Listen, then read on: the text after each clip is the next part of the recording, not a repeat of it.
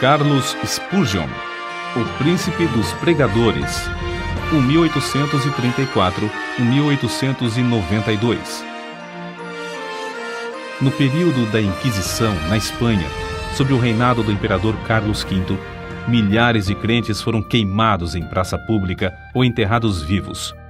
O filho de Carlos V, Filipe II, em 1567, levou a perseguição aos Países Baixos, declarando que, ainda que lhe custasse 1000 vezes a sua própria vida, limparia todo o seu domínio do protestantismo.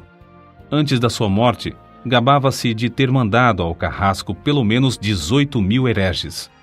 Ao começar esse reinado de terror nos Países Baixos, muitos milhares de crentes fugiram para a Inglaterra. Entre os que escaparam do concílio de sangue, encontrava-se a família Spurgeon. Na Inglaterra, contudo, o povo de Deus não estava completamente livre da perseguição, passando a maior parte do tempo sentado, por se achar fraco demais para se deitar. Os bisavós de Carlos eram crentes fervorosos e criaram os filhos na admoestação do Senhor. Seu avô paterno, depois de quase 50 anos de pastorado no mesmo lugar, podia dizer: "Não passei nem uma hora triste com a minha igreja depois que assumi o cargo de pastor." O pai de Carlos, Tiago Spurgeon, era o amado pastor de Stambourne. Carlos, quando ainda criança, interessava-se pela leitura de O Peregrino, pela história dos mártires e por diversas obras de teologia. É impossível calcular a influência dessas obras sobre a sua vida. O que era precoce nas coisas espirituais vê-se no acontecimento que passamos a relatar. Com apenas 5 anos de idade, Carlos percebeu profundamente o cuidado do avô com relação ao procedimento de um dos membros da igreja, mais conhecido como Velho Rhodes. Certo dia, encontrando Rhodes em companhia de outros fumando e bebendo cerveja, a criança dirigiu-se a ele dizendo: "Que fazes aqui, Elias?" O velho Rhodes, arrependido, contou então ao seu pastor como a princípio se irou com o pequeno Carlos, mas por fim sentiu-se quebrantado. Desde aquele dia, o velho Rhodes andou sempre perto do Salvador. Quando ainda em tenra idade, Carlos foi por Deus convencido do pecado. Durante alguns anos, sentia-se uma criatura sem esperança e sem conforto. Visitava locais de culto uns após outros, sem, no entanto, conseguir saber como podia livrar-se do pecado. Então, aos 15 anos de idade, aumentou nele o desejo de ser salvo. E aumentou de tal forma que passou 6 meses agonizando em oração. Nesse tempo, assistiu a um culto numa igreja em que o pregador não pudera comparecer por causa de uma grande tempestade de neve. Na ausência do pastor, um sapateiro se levantou para pregar às poucas pessoas presentes e leu este texto: "Olhai para mim e sede salvos, todos os confins da terra." Isaías, capítulo 45, versículo 22. O sapateiro, inexperiente na arte de pregar, só fazia repetir a passagem e dizer: "Não vos é necessário levantar um pé, nem um dedo. Não vos é necessário estudar no colégio para saber olhar, nem contribuir com 1000 libras. Olhai para mim, não para vós mesmos. Não há conforto em vós. Olhai para mim, suando grandes gotas de sangue. Olhai para mim, pendurado na cruz. Olhai para mim, morto e sepultado. Olhai para mim, ressuscitado. Olhai para mim à direita de Deus." Em seguida, fitando os olhos em Carlos, disse: "Moço, tu pareces ser miserável. Serás infeliz na vida e na morte, se não obedeceres." Então, gritou ainda mais: "Moço, olha para Jesus. Olha agora." O rapaz olhou e continuou a olhar até que, por fim, um gozo indizível entrou na sua alma. O recém-salvo, ao perceber as constantes investidas do maligno, foi tomado pela aspiração de fazer todo o possível para receber o poder divino e, assim, frustrar a obra do inimigo do bem. Spurgeon, por exemplo, aproveitava todas as oportunidades para distribuir folhetos. Também entregava-se de todo o coração a ensinar na escola dominical, onde alcançou de início o amor dos alunos, e por intermédio destes, a presença dos pais na escola. Com a idade de 16 anos, começou a pregar. Acerca desse fato, declarou: "Quantas vezes me foi concedido o privilégio de pregar na cozinha da casa de um agricultor ou num celeiro? Alguns meses depois de pregar seu primeiro sermão, foi chamado a pastorear a igreja em Waterbeach. Ao fim de 2 anos, essa igreja de 40 membros passou a ter 100. Como o jovem pregador tinha o desejo de aperfeiçoar-se, o diretor de uma escola superior, de visita à cidade na ocasião, marcou 1 hora para tratar com ele acerca desse assunto. A criada que recebeu Carlos, porém, descuidou-se e acabou não chamando o professor, que saiu sem saber o que o moço esperava. Mais tarde, já na rua, Carlos, um tanto triste, ouviu uma voz dizer-lhe: "Buscas grandes coisas para ti? Não as busques." Foi então, ali mesmo, que abandonou a ideia de estudar naquele colégio, convencido de que Deus o dirigia para outras coisas. Não se deve concluir, contudo, que Carlos Spurgeon tenha desistido de se educar. Depois disso, ele aproveitou todos os momentos livres para estudar. Disse que alcançou fama de ser um dos homens mais instruídos de seu tempo. Spurgeon havia ministrado em Waterbeach apenas durante 2 anos, quando foi chamado a pregar na Park Street Chapel, em Londres. O local era inconveniente para os cultos e o templo, que tinha assentos para 1.200 pessoas, era demasiado grande para a plateia. No entanto, havia ali um grupo de fiéis que nunca cessou de rogar a Deus por um glorioso avivamento. Esse fato é assim registrado nas palavras do próprio Spurgeon. No início, eu pregava somente a um punhado de ouvintes. Contudo, não me esqueço da insistência das suas orações. Às vezes, parecia que rogavam até verem realmente a presença do anjo do concerto, Cristo, querendo abençoá-los. Mais de uma vez nos admiramos com a solenidade das orações até alcançarmos quietude, enquanto o poder do Senhor nos sobrevinha. Assim desceu a bênção, a casa se encheu de ouvintes e foram salvas dezenas de almas. Sob o ministério desse moço de 19 anos, a concorrência aumentou em poucos meses a ponto de o prédio não mais comportar as multidões. Centenas de ouvintes permaneciam na rua para aproveitar as migalhas que caíam do banquete que havia dentro da casa. Ficou resolvido que a Park Street Chapel seria reformada. Durante o tempo da obra, os cultos eram realizados em Exeter Hall, prédio com assentos para 4.500 pessoas. Ali, em menos de 2 meses, a assistência era tão numerosa que as ruas, durante os cultos, se tornavam intransitáveis. Quando voltaram para a Chapel, o problema, em vez de ter sido resolvido, ficou maior. 3.000 pessoas ocupavam o espaço preparado para 1.500. O dinheiro gasto, que alcançou uma elevada soma, fora desperdiçado. Tornou-se necessário voltar para o Exeter Hall, mas nem este auditório comportava mais o público presente. A igreja, então, tomou uma atitude espetacular. Alugou o Surrey Music Hall, o prédio mais amplo, imponente e magnífico de Londres, construído para diversões públicas. As notícias de que os cultos haviam passado do Exeter Hall para o Surrey Music Hall eletrificaram toda a cidade de Londres. O culto inaugural foi anunciado para a noite de 19 de outubro de 1856. Na tarde do dia marcado, milhares de pessoas para lá se dirigiram para achar assento. Quando por fim o culto começou, o prédio no qual cabiam 12.000 pessoas estava superlotado e havia mais 10.000 fora que não puderam entrar. No primeiro culto no Surrey Music Hall, notaram-se vestígios da perseguição que Spurgeon teria de encarar. Após a leitura das Escrituras, os inimigos da obra de Deus se levantaram, gritando: "Fogo! Fogo!" Apesar de todos os esforços de Spurgeon e de outros crentes, a grande massa de gente alvoroçou-se e movimentou-se em pânico, de tal modo que 7 pessoas morreram e 28 ficaram gravemente feridas. Depois que tudo serenou, acharam-se espalhados em toda a parte do prédio roupas de homens e senhoras, chapéus, mangas de vestidos, sapatos, pernas de calças, mangas e paletós, xales, etc. Objetos esses que as milhares de pessoas aflitas deixaram, na luta para escapar do prédio.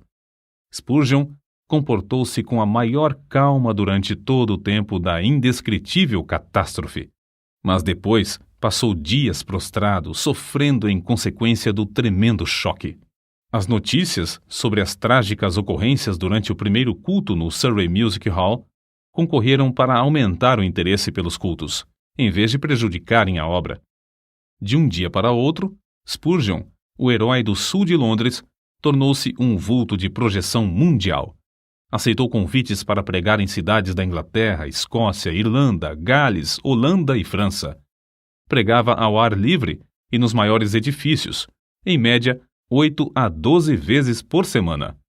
Nesse tempo, quando ainda moço, revelou como conseguia entender nas Escrituras os textos difíceis, isto é, simplesmente pedia a Deus: "Ó Senhor, mostra-me o sentido deste trecho." E acrescentou: "É maravilhoso como o texto, duro como a pederneira, emite faíscas quando batido com o aço da oração." Quando mais velho, disse: "Orar acerca das Escrituras é como pisar uvas no lagar, trilhar trigo na eira ou extrair ouro do minério." Acerca da vida familiar, Susana, a esposa de Spurgeon, assim escreveu: "Fazíamos culto doméstico, quer hospedados em um rancho nas serras, quer num suntuoso quarto de hotel na cidade. E a bendita presença de Cristo, que muitos crentes dizem impossível alcançar, era para ele a atmosfera natural. Ele vivia e respirava nele. Antes de iniciar a construção do famoso templo em Londres, o Metropolitan Tabernacle, Spurgeon e alguns dos membros de sua igreja ajoelharam-se no terreno, entre as pilhas de materiais, e rogaram a Deus que não permitisse que trabalhador algum morresse ou ficasse ferido durante as obras. Deus respondeu maravilhosamente, não deixando acontecer qualquer acidente durante o tempo da construção do imponente edifício, que media 80 metros de comprimento, 28 de largura e 20 de altura.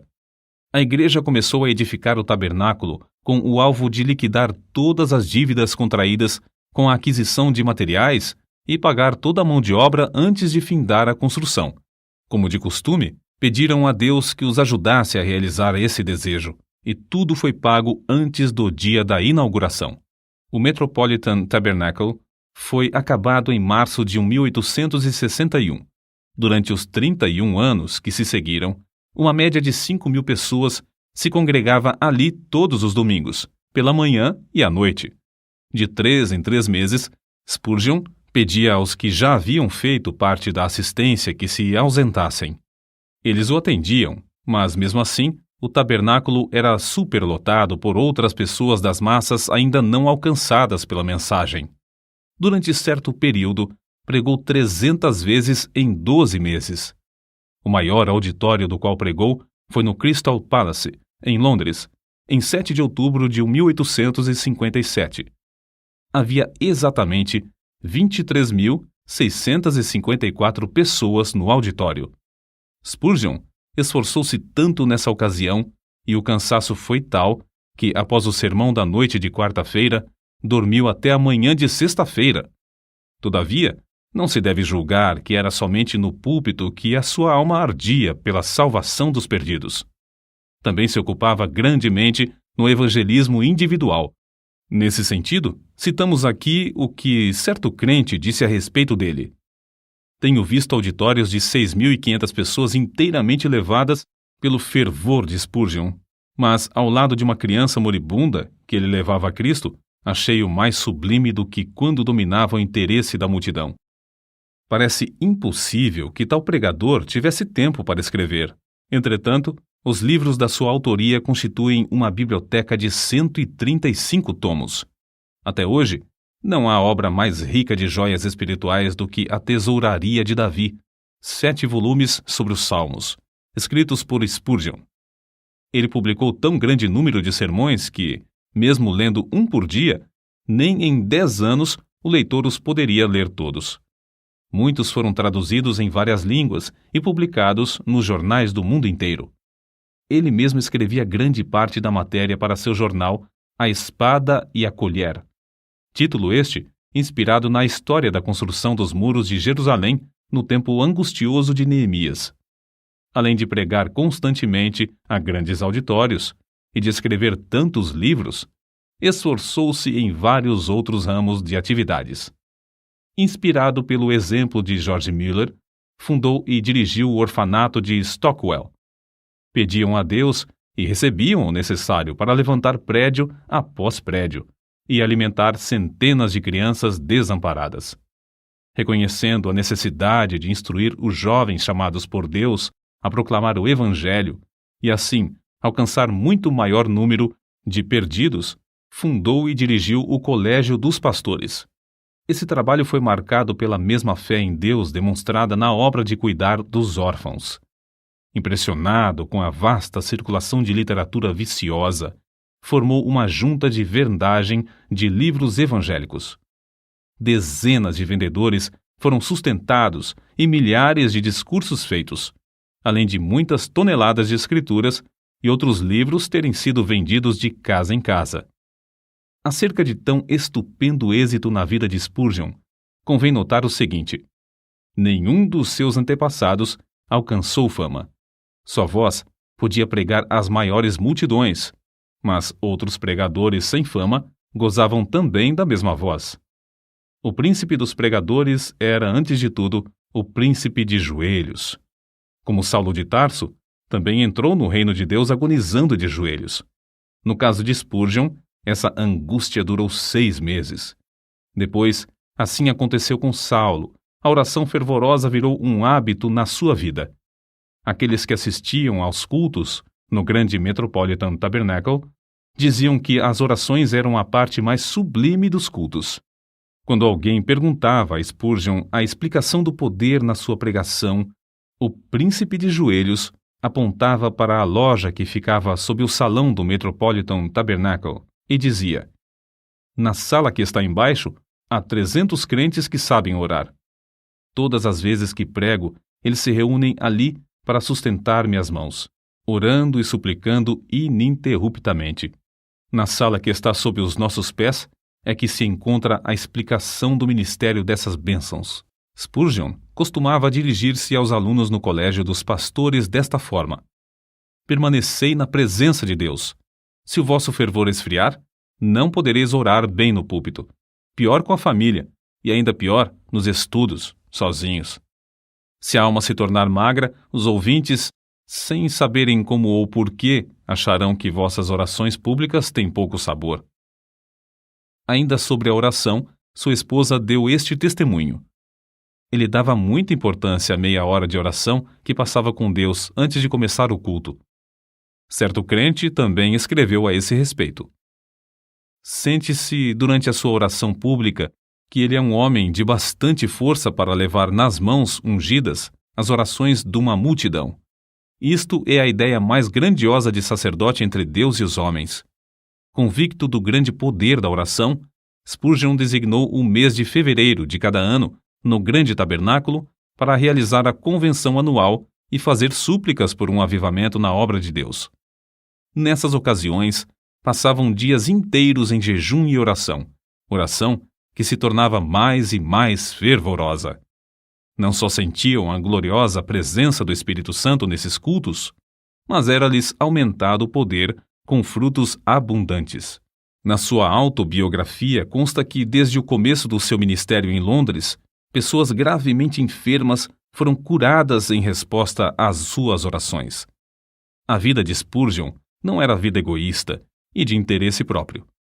Juntamente com sua esposa, fez os maiores sacrifícios para colocar livros espirituais nas mãos de um grande número de pregadores pobres, e ambos contribuíam constantemente para o sustento das viúvas e órfãos.